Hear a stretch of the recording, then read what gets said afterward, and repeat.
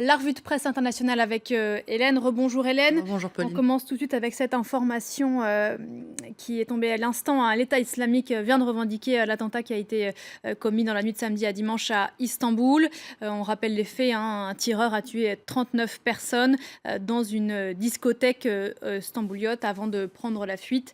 Attentat donc revendiqué à l'instant par l'État islamique. La douleur des proches des victimes fait la une ce matin de Hurriyet, qui défie le ou les auteurs, toujours recherchés, eux, de cette attaque. Les balles n'auront pas raison de nous, titre le journal. Une déclaration dans la droite ligne des propos de Recep Tayyip Erdogan, qui a réaffirmé hier la détermination de la Turquie à détruire les menaces à leur source, ajoutant que ces attaques étaient faites pour déstabiliser le pays et créer le chaos, mais que la nation turque se devait de rester forte et unie contre ce jeu abject, je le cite. Ils ne nous dresseront jamais les uns contre les autres, promet le quotidien Sabah, qui voit dans l'attentat de ce week-end une tentative de détruire la fraternité entre les Turcs, une tentative attribuée par le journal au groupe État islamique, qui vient effectivement de revendiquer cet attentat. D'après le journal, l'organisation djihadiste aurait ciblé ce qu'elle est et craint à la fois: le fait que les individus soient libres dans la démocratie turque de vivre comme ils l'entendent, je cite Sabah, qui dénonce au passage l'attitude des Occidentaux qui vivraient dans l'illusion que soutenir les terroristes de Turquie, entendez les groupes kurdes armés, pour lutter contre leurs terroristes à eux, comprenez les terroristes islamistes, peut tenir lieu de politique.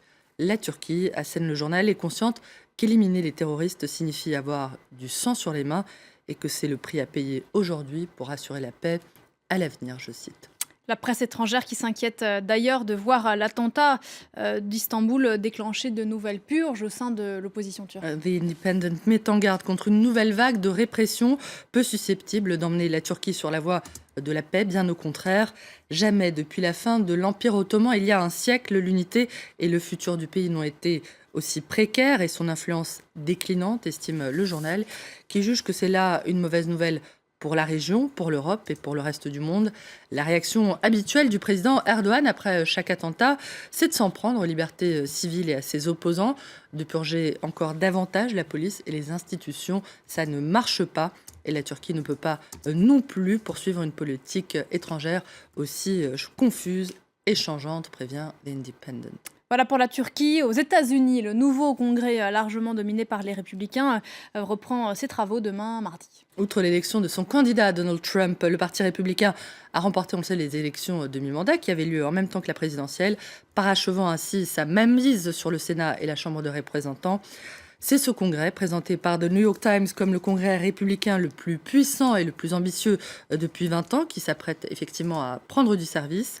Une perspective qui inquiète The New York Times, qui rappelle que cette nouvelle majorité a pour projet de laisser son empreinte sur toutes les facettes de la vie des Américains, qu'il s'agisse de protection sociale, de régulation ou plutôt de dérégulation du marché du travail et de l'environnement, avec l'ambition, je cite, de détruire certaines des mesures les plus importantes adoptées sous l'administration Obama.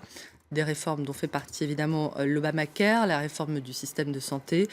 Le projet républicain devrait toutefois se heurter à la forte résistance des élus démocrates, d'après le journal, qui évoque la volonté de ces élus de tout mettre en œuvre pour ralentir, voire bloquer les réformes envisagées par Donald Trump et le Parti républicain, notamment grâce au système de procédure extrêmement complexe du Sénat.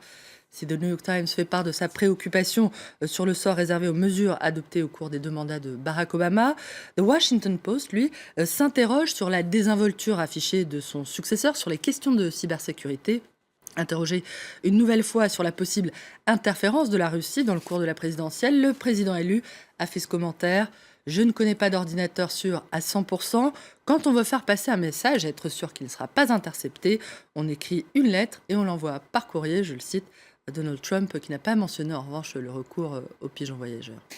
On reste aux États-Unis pour terminer avec cette initiative pour le moins originale qui a fait parler d'elle. The Los Angeles Times rapporte que de petits plaisantins se sont amusés ce week-end à transformer les célébrissimes 9 lettres blanches qui forment le mot Hollywood sur les collines de Los Angeles en Hollyweed, herbe sacrée, probablement pour fêter l'adoption en Californie du cannabis à usage récréatif.